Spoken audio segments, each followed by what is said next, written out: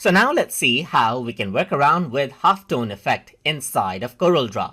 So in order to go ahead and work around with the halftone effect, first of all, you need to go around onto the file menu and then go around onto import.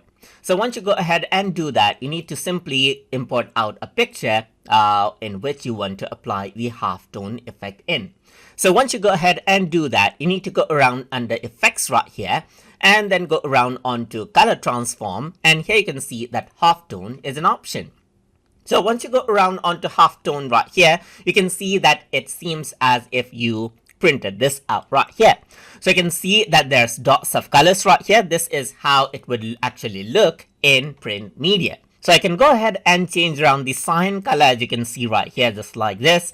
I can go ahead and change around the magenta, as you can see right here, and I can go ahead and change around the yellows right here, just like this as well, and they will actually rotate out right here, just like this.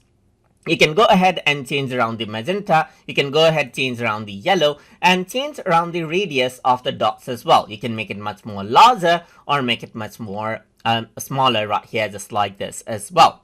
So that is how you can go ahead and work around with halftone effect inside of Corel Draw. So hope you guys learned something as always. And as always, please like, comment, share, and subscribe.